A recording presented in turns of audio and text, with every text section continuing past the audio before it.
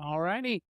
This is a bit of a different format today. This is episode 3, I guess, but as of episode 3, this is no longer going to be a private podcast on Ripple.fm. I'm opening it up to the public, but I think Ripple.fm is going to still play a pretty important role, hopefully, in this. You know, the point of having this podcast and these opinions and talking about them is to hopefully get conversations started with y'all. So Ripple also has like communities for public podcasts. So I'm going to make it over there. Make sure I link to it in the description below. If you want to go check that out, you absolutely should. I'd love to talk to any one of you who are interested in what I talk about.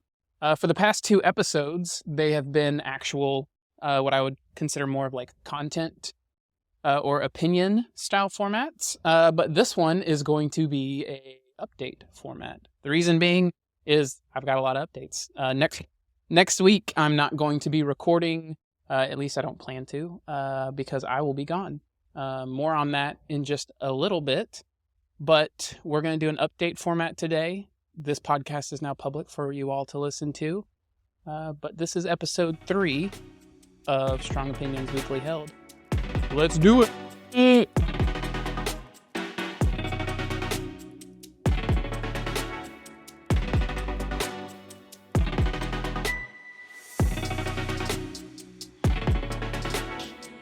Alrighty, update style podcast today. There's a lot going on. I will not be recording next week. I will be off at a company offsite for the company that I work for, Crunchy Data. I'm a design engineer over there. We build a managed Postgres service. Honestly, it's the best for a lot of reasons. I'm not going to turn this into an ad spot unless y'all want to pay me more, Crunchy, if any of y'all are listening. But I'm really excited about that. I didn't get to go to our offsite last year because we had our 3rd kid, Davis, who is going to be turning 1 soon, which is just crazy. But I missed last year, so it's been 2 years since I've seen a lot of my coworkers in person, so I'm super pumped about that.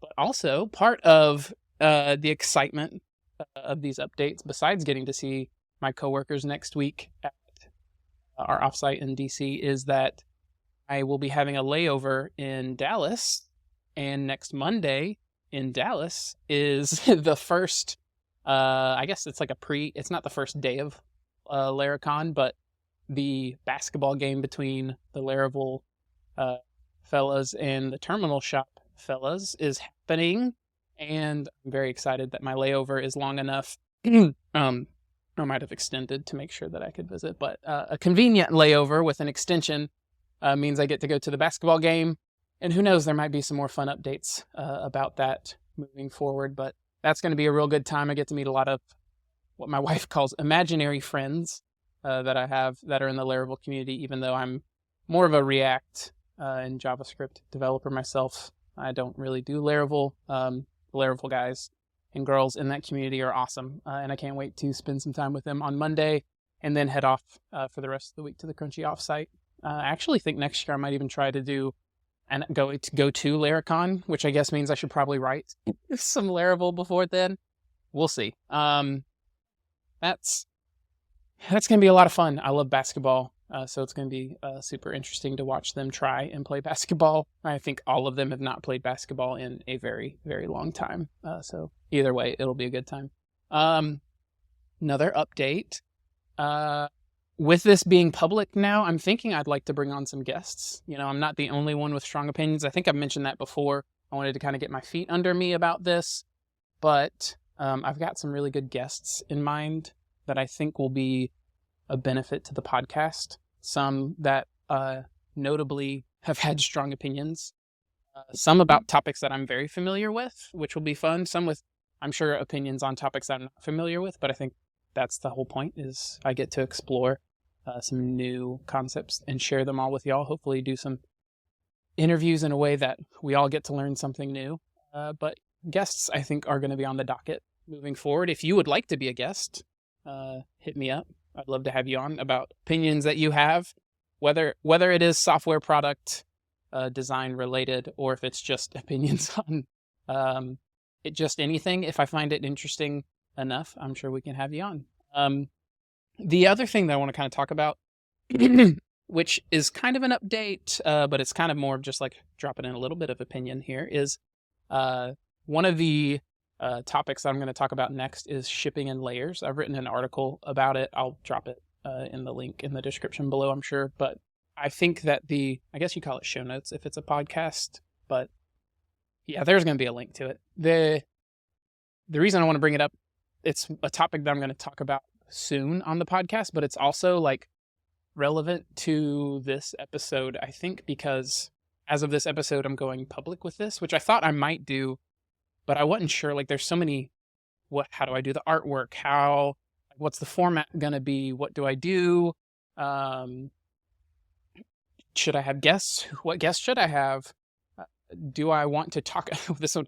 Do I want to talk about things I don't want, just the general public knowing? Turns out, you have to have a lot more going on to have things you don't want general public knowing about than I do. But, I've signed, even in the private podcast, I've signed a few NDAs and documents saying I can't talk about those super interesting things anyway, so probably couldn't share them in the privates either. So, LOL, privates. I should probably think of a better way to say it. But this is going to be a public podcast now. But what deciding to make it private to start out with helped me do was I got over this fear of like, oh no, everyone's going to see it and judge how good it is, or like I'm going to share it and anyone can listen to it and nobody's going to listen to it, or like as a designer, perfectionism, or like wanting things to look really good and being judged off of how well done something is kind of just always a flaw in the DNA, I think, for us with designer backgrounds or just doing design in general. So what this allowed me to do by doing it private was kind of ship something that I didn't put any pressure on. And by doing that, I was able to make a couple episodes and realize hey, I actually like this and I've got a bunch of ideas and I want to keep sharing these. So why not share it without having any barriers to people listening? So that's what I'm going to do. That's why it's public. And you'll find out more about shipping on layers and what that means and why it will help with shipping velocity, how it helps me with my shipping velocity, just with work things or fun things.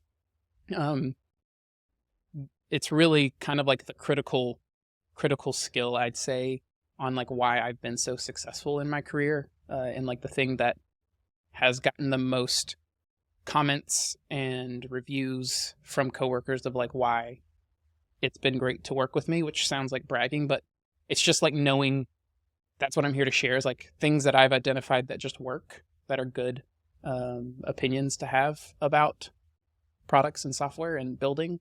So that's, I think, probably my biggest one.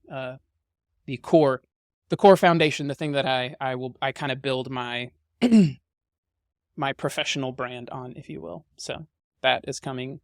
Another thing that I would like to do is that I want to kind of give updates on projects that I'm working on. So I can't give too many updates on actual work projects. I'm sure I will here and there because I've got some fun things that we're working on at Crunchy Data that I can't wait to talk about. But in the meantime, I'd like to give project updates as well. And one of those is at Crunchy, we use Remix on the front end and a Go API. And I wanted to kind of dig into Go and be able to contribute there. So what I want to build is, if any of you are familiar with MonoDraw, MonoDraw is a Mac only where you can build, I should have got the correct term. I think it's called ANSI art. It's either ANSI or there's one that's ASC II. I'm not sure which one it is. That I guess will be part of the project, is figuring out which one is which. But I want to build a browser version of MonoDraw, which is it's going to take Canvas and Elements and all sorts of fun, complicated browser things, which is what I want to get better at, what I do day to day. And it's building a product, which I want to get more reps in on. Get plenty of reps at Crunchy, but this is a very different type of product. So I think I'll learn a lot doing it. And I just think it'll be fun. So I want to do more of that. And so I'm going to probably build that and share updates here and share updates. I might even do like some videos as I learn stuff and do explainers on like how I did X, or who knows. I just think it'll be fun. So doing that, that's on the docket. Another one is something that I've like worked on. Rid from the Deep Dive podcast shouted this out on his newsletter, and I got a bunch of people who were very interested in this. And I think I'm going to change it up. So it's called the Design Engineer Apprenticeship, which is like the longest, worst title ever. But the idea is that like I just want to help designers. I was a designer originally and got into engineering, and now I do design and engineering. And it's just been such like an unlock for my career and like really my sweet spot. And I think there's a lot of people who that could be their sweet spot. So I want to like help designers who are interested in technical things. But what I like have time as of right now, I'd love to have time to do this and maybe like that get built into this. I thought that I would just be like, hey, like I will take on an apprentice. Like I'm some Jedi over here. But like, just like I will give you some projects, we'll work through them together, and I will help you learn how to code. I don't think that that's feasible for me right now. As mentioned earlier, I have a soon-to-be 1-year-old, a 2-year-old, and a 5-year-old. So we are very busy at the King house. But I do think that there's like a shipping, once again, going back to shipping and layers, I think there's like a version of this that is like a much more basic offering.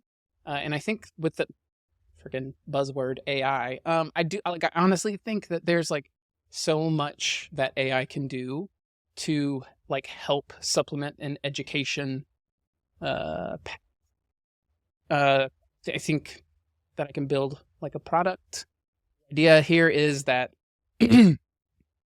you get, I'm thinking it's like a library of projects, because one fundamental belief and opinion that I will share very soon, I'm sure, as well, is that like you have to learn by putting in reps. Like you only learn by through hard work, repetition. So I think the best way to learn, if you're a designer, learning how to code, is to actually build stuff. Now it could be stuff that you design, but that's like an extra layer of work. And also there's this like thing that I can bring to it, which is you may be a designer who wants to design certain things, but you don't know what you might need to design to get a broad experience across building different types of code, like different layouts, flex layouts, grid layouts, different type of like animations that you can run into, different type of like very technical parts of it. Like there are buttons that do like just button things, like open things on a screen, but there are also like forms that require like inputs and buttons. There are like things that are like forms behind the scenes that you don't really think of as forms. There are all sorts of these like, there are lists, there are tables, there are just all sorts of things that you have to like have a foundation in. And I think if I just said like, hey, here's the steps, you bring the design, and like we'll talk through like how to use AI to learn how to code, I don't think that's enough. But I do think that if I came up with like a library of designs with a like patent pending process for like how to prompt AI to like help you build it in a way that is not like, hey, build this for me, but is more like, help me learn how to build this. Because although I don't think it's like bad for AI to like build a lot of code per se, I do think that if the whole goal is to be a design engineer, you need to understand the medium. Like you need to understand code. You need to understand HTML elements and how they, like, what are the right ones, because code doesn't always get it. Like AI doesn't always get it right. Also, like you can get better results from AI if you know the lingo and terminology. If you like are trying to use something from AI and it doesn't work, like it's 95% off or like 90% off what you want it to do, like as a designer, you really, like that's the beauty of a design engineer, is like you really notice and you care about those details. So AI just doesn't always get it if you don't also know how to talk the talk. So it's like something I'm thinking about as well. I think these are all things that'll be fun to do in the future.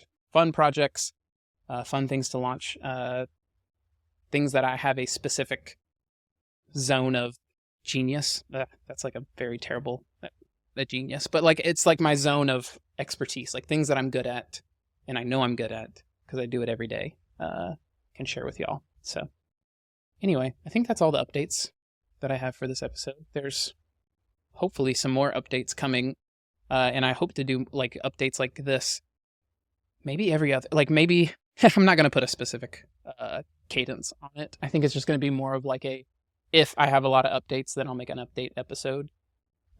If I don't, then I'll share an opinion episode. Maybe I'll do like episodes with both of them. Who knows? But if you want to know like when these episodes drop, now that it's public, like please subscribe in your podcast player of choice. But also for like updates on these like projects, it's not always, I'll probably have like updates more frequently than I put out episodes for it. And I've got a newsletter where I send updates to people who are interested in the stuff that I'm doing. I write on my blog. I do like little demo projects that are fun. If you go over to wking.dev, you'll see it all in like this little timeline on the homepage. But if you're interested in that, I've got a newsletter over there. I'll send a link to a sign up page if you want to get updates about that. I'd love to have you on that newsletter, getting updates, hearing from you. Like I said, I'll link to ripple.fm, which is like the community portion of this, where we can all chat and talk about this episode and more.